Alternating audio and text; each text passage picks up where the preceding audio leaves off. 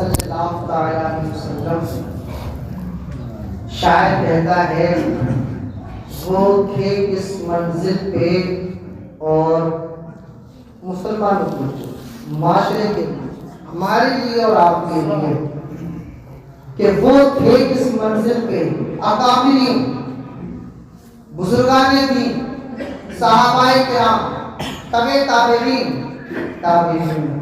فقہاء کرام، مجتہدین، مفسرین، محققین، مدبرین، وہ تھے اس منزل پر اور ہم اس منزل پر ہیں۔ پھر کہا وہ تھے اس منزل پہ، اے مسلمان، اے گروہ مسلمان، تو کس منزل پہ ہے؟ اور احساس سے ڈر جا اگر احساس تیرے دل میں ہے، اگر احساس تیرے دل میں ہے۔ کیوں؟ اعلیٰ حضرت فرماتے آج لے ان کی پناہ، آج مدد مانگ سے، کلّا مانیں گے قیامت میں اگر مان لے۔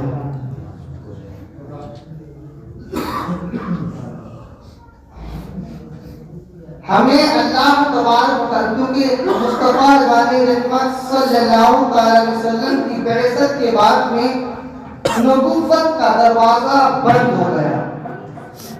اب انسان کی ہدایت کے لیے دنیا کے اندر کوئی نبی پیدا نہیں ہوگا۔ صحابہ بھی اس بات کو لے کر کے چنتت ہوئے،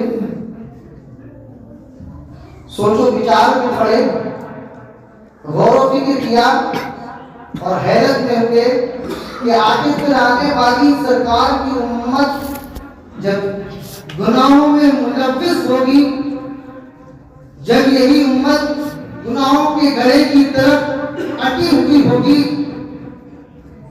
رجوع کرتی ہوگی، گناہوں کی طرف جاتی ہوگی، ان کو بچانے والا کون ہوگا؟ جب زمانے جاہلیت والے کام پھر سے ہونے لگیں گے تو پھر ان کو راہ راست پر لانے والا کون ہوگا؟ سرکار مدینہ صلی اللہ علیہ وسلم نے فرمایا میرے بعد میرے صحابہ آپ ہیں، اس کے بعد تابعین بھی ہوں گے۔ نبوت کا دروازہ تو بند کر دیا، لیکن اللہ رب العزت میری امت میں فقہائے کرام بھی پیدا فرمائے گا، میرے خلیفہ بھی ہوں گے، خلیفہ راشدہ بھی ہوں گے، اشرۂ مبشرہ بھی ہوں گے، اور اس کے علاوہ میرے نواسے حسن و حسین بھی ہوں گے۔ اس کے بعد حضرت امام علی اکبر، حضرت علی صدر، اور حضرت امام مسنہ، امام زین العابدین، حضرت امام باقر، حضرت امام جعفر، غوث العالم بھی ہوں گے، دیگر اولیاء اللہ بھی ہوں گے۔ وہ قوم کی فلاح و بہبود کی خاطر دن و رات لگے رہے ہیں۔ یہ سوال ہوا، اور پھر اس کے بعد علماء ہوں گے، اس کے بعد علماء ہوں گے۔ آپ کو ہمیں کوئی زندہ ولی نظر نہیں آتا؟ بتاؤ زمانے میں کوئی زندہ ولی نظر آتا ہے؟ خواجہ ابن نواز تھے، غوث الاعظم تھے، صابر پاک علیہ تھے، سب کرامتیں دیکھا کرتے تھے۔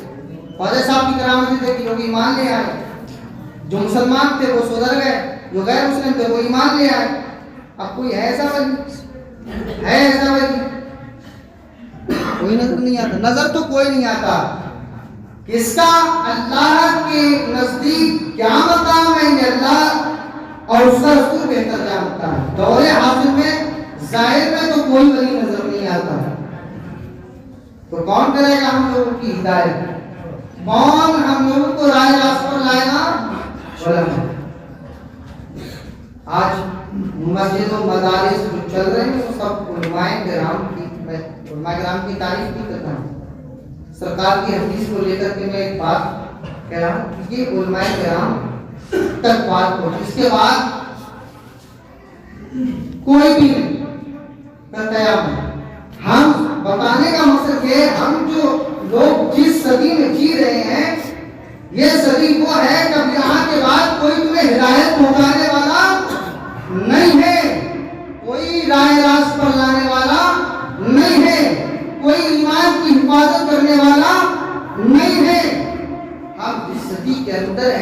قیامت کے قریب ہے. یہ ہے میں ہم جس صدی کے اندر ہیں یہ قیامت کے قریب ہے. امام غزالی رحمۃ اللہ علیہ اب سے تقریباً 800 سال پہلے فرماتے ہیں کہ میرے دور میں گناہوں سے بچنا تو بہت دور کی بات، گناہوں سے بچنا تو ہے ہی ہے، دنیا والوں کی جو دنیا میں برے لوگ ہیں ان کی صحبت سے بچنا، ان دنیا والوں سے بچنا واجب ہو گیا تھا میرے دور میں. امام غزالی 5ویں صدی کے مجدد تھے اور یہ 14ویں صدی ہے. سمجھ رہے؟ امام غزالی فرماتے ہیں میرے دور میں دنیا والوں سے جن کی صحبت میں رہ کر انسان اللہ کو بھول جائے، نمازوں کو ترک کر دے، ایسے لوگوں سے بچنا واجب ہے. امام غزالی فرماتے ہیں اور اس سے پہلے اللہ والے نے کتنا خوف کیا کرتے تھے، کتنا خوف اللہ کا، یعنی جن کو خود سرکار مدینہ حدیث پاک ہے ریاض الصالحین کے اندر ہے، سرکار مدینہ خود فرماتے ہیں حضرت ابو ہریرہ سے مروی ہے کہ ہمارے اور آپ کے آقا مدینے کے تاجدار صلی اللہ علیہ وسلم ایک دن میں تقریباً 70 اور 70 سے روایت ہے 70 سے زائد مرتبہ توبہ استغفار کیا کرتے تھے. اللہ نبی جن کو اللہ رب العزت نبی وہ ہوتا ہے جو معصوم عن الخطا ہوتا ہے، یعنی ان سے کوئی گناہ سرزد نہیں ہو سکتا. اللہ نے دنیا کے اندر 2 مخلوق ایسی فرمائی ہے، ایسی پیدا فرمائی جن سے گناہ نہیں ہو سکتا، جن کو اللہ نے معصوم عن الخطا بنایا. ایک تو نبی کی ذات ہے، نبیوں کی ذات ہے، اور ایک فرشتوں کی ذات ہے. ان لوگوں سے گناہ نہیں ہو سکتا. اب بتاؤ جس سے گناہ نہیں ہو سکتا اور جو خود مالک جنت ہو، جو خود مالک جنت ہو، جس کو اللہ رب العزت نے پوری کائنات کی کنجیاں پکڑا دی ہوں اور فرما دیا ہو یہ آیت پڑھی تھی میں نے انا اعطیناک الکوثر، اور فرما دیا محبوب قریب میں آپ کو اتنا عطا کرتا جاؤں گا کہ آپ اسے شمار بھی نہیں کر سکتے، اسے آپ شمار بھی نہیں کر سکتے. جسے رب نے اتنا دیا ہو پھر معصوم علیہ خطا بنایا، وہ محبوب، وہ نبی، وہ رسول، وہ پیغمبر 70 سے زائد مرتبہ توبہ کرتا ہے. 70 سے یہ دو بندی وہاں یہ اس حدیث پر یہ بھی میں تھوڑا سا واضح کر دوں تاکہ کبھی کبھی آپ لوگوں کی بھی ہو سکتا ہے کسی سے بات چیت ہو جاتی ہے، دیوبندی وغیرہ سے جو لڑکے کارخانوں وغیرہ کام کرنے والے وہاں دہلی وغیرہ میں لوگ آتے جاتے رہتے ہیں. اس حدیث پر دیوبندی لوگ کہتے ہیں کہ دیکھو ہم نہ کہتے ہیں اور ہم پہ لوگ فتوا لگاتے ہیں کہ ہم دیوبندی ہیں، وہابی ہیں. دیکھو نبی سے بھی غلطی ہو سکتی ہے، نبی بھی گناہ گار ہے، تبھی تو توبہ کر رہے ہیں، بات بھی بنتی ہے. آپ جیسے سچے مسلمان جو ہے نا سیدھے سادے وہ مان جائیں گے یار بات تو صحیح ہے یار، حدیث بھی ہے. اور بخاری و مسلم کی حدیث ہے، بخاری مسلم قرآن کے بعد میں سب سے بڑی کتاب ہے بخاری و مسلم. بخاری شریف و مسلم شریف حدیث ہے یہ، جس میں ہے سرکار مدینہ 70 سے زائد مرتبہ دن بھر میں توبہ کیا کرتے ہیں. تو یہ لوگ کہتے ہیں جب ہم نے کہا گناہ کو ہماری طرح نبی ہماری طرح سے بھی گناہ ہو سکتا ہے. کیوں؟ دیکھو ہے کہ بخاری شریف کی حدیث پاک ہے سرکار مدینہ گناہ مطلب توبہ کیا گیا، تو توبہ وہی کرے گا جو گناہ کر بیٹھا. لیکن قربان کا امام اہل سنت سرکار عالم انہوں نے ہمارے عقیدے کی حفاظت کی. میں نے بتایا اس صدی جو آج ہے جی رہے ہیں علماء ایمان کی حفاظت کریں گے. تو ولی تو ہماری نظر میں ہے نہیں ابھی کوئی، اب قیامت تک بھی کوئی نہیں ہوگا.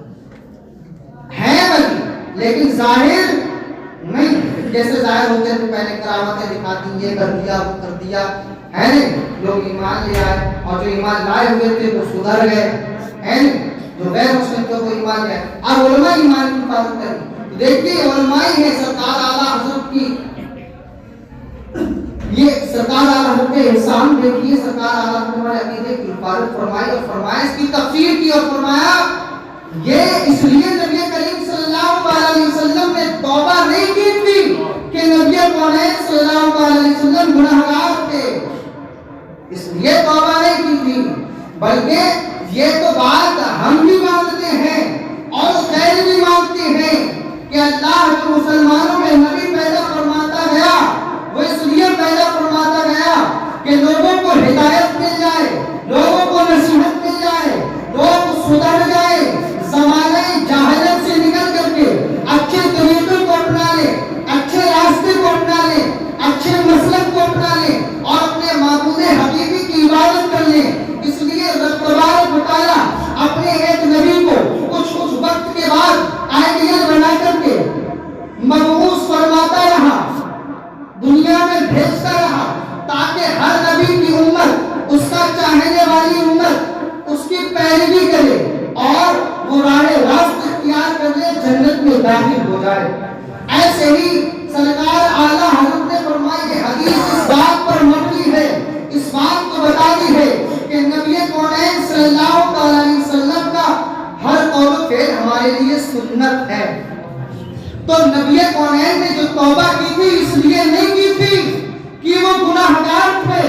یہ ایمان کے لٹیرے دیوبندی، وہابی، چکرالوی، اہل حدیث، قادیانی، رافضی، شیعہ، یہ جو ہے ہمارے ایمان کے لٹیرے ہیں، ایمان کو کسی قدر ضبط کرنا چاہتے ہیں، ختم کرنا چاہتے ہیں۔ ان کی باتوں میں مت آنا۔ اعلیٰ حضرت رحمۃ اللہ علیہ نے بتایا کہ نبی کونین کی اس حدیث سرکار نے جو توبہ فرمائی تھی، جو توبہ استغفار کی تھی، اور ایک مرتبہ نہیں 70 سے زائد مرتبہ، یہ اس لیے نہیں کہ وہ گناہ گار تھے، بلکہ اس لیے کہ میری امت سدھر جائے، سنبھل جائے، کہ وہ نبی جس کو رب تبارک و تعالیٰ نے پوری کائنات کے لیے رحمت بنا کر کے بھیجا، معصوم عن الخطا بنا کر کے بھیجا، نبیوں کا سردار سید الانبیاء بنا کر کے بھیجا، خاتم الانبیاء بنا کر کے بھیجا، محبوب کبریا بنا کر کے بھیجا، وہ نبی اتنی توبہ کرتا ہے جس کا کوئی گناہ نہیں، وہ نبی اتنی توبہ کرتا ہے، اور ہم دن رات نمازوں کو ترک کرتے ہیں، ہم شراب نوشیاں بھی کرتے ہیں، ہم جھوٹ بھی بولتے ہیں، ہم دغا بازی بھی کرتے ہیں، ہم مکاریاں بھی کرتے ہیں، ہم عیاشیاں بھی کرتے ہیں، ہم قرآنیت بھی کرتے ہیں، ہم بے پردگی بھی کرتے ہیں، ہم غلیظ کام بھی کرتے ہیں۔ گویا کہ بہت سارے گناہ ایسے ہیں جو ہمارے معاشرے میں اس وقت موجود ہے، اس کے باوجود ہم اتنے بڑے گناہ گار ہونے کے باوجود ایک گناہ کی بھی توبہ نہیں کرتے ہیں۔ اس لیے نبی کونین نے 70 سے زائد مرتبہ توبہ کی کہ تاکہ یہ امت کے لیے تعلیم ہو جائے، سبق ہو جائے، عبرت ہو جائے، کہ امت سوچے میرے نبی نے، ہمارے نبی نے بے گناہ ہوتے ہوئے اتنی توبہ کی، اتنی توبہ کی، تو ہمیں بھی نہیں کرنا چاہیے۔ یہ تعلیم امت کے لیے تھا۔ دودھا کے امام مسیح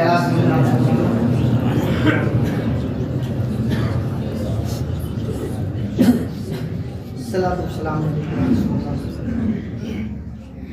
یہ نبی کونین صلی اللہ علیہ وسلم کا توبہ کرنا تعلیم امت کے لیے تھا، تاکہ امت یہ جان جائے، امت یہ پہچان جائے کہ وہ معصوم عن الخطا، بھئی نبی معصوم عن الخطا ہوتا ہے۔ انہوں نے اتنی توبہ کی، ہم گناہگار ہیں، آج ہمیں کتنی توبہ کرنا چاہیے۔ شاید کہتا نا وہ تھے کس منزل پہ، ارے انہیں تو رب تبارک و تعالیٰ نے جنت کی پورے کائنات کی کنجیت فرما دی۔ اے محبوب تم جسے چاہو سے جنت میں کر دو، جسے چاہو سمجھ رہے، مالک کو مختار بنایا، مدینے کا تاجدار بنایا اور نبیوں کا سردار بنایا۔ وہ نبی اتنی توبہ کرتا ہے، ہم گناہگاروں کو کتنی توبہ کرنا چاہیے۔ وہ تھے کس منزل پہ اور ہم کس منزل پہ ہیں۔ مسلمان خوف سے مر جا اگر احساس سے نکلتے ہیں، ہمیں بھی توبہ کرنا چاہیے، ہمیں بھی توبہ کرنا چاہیے اس سے پہلے کہ ہماری آخری سانس کا وقت آ جائے۔ ہائے غافل وہ کیا جگہ، اللہ فرماتے ہیں ہائے غافل وہ کیا جگہ ہے جہاں 5 جاتے ہیں 4 پھرتے ہیں۔ ایک مردہ 4 اٹھانے والے، 5 جاتے ہیں 4 پھرتے ہیں۔ ہائے غافل وہ کیا جگہ ہے، سمجھ رہے ہیں؟ وہ تھے کس منزل پہ، ہم کس منزل پہ ہیں۔ اے مسلمان خوف سے ڈر جا کر احساس تیرے دل میں ہے۔ یہ تو نبی کی بات، صحابہ حضرت عمر بن خطاب، حضرت عمر فاروق اعظم رضی اللہ تعالیٰ عنہ خلیفۃ الرسول ہیں۔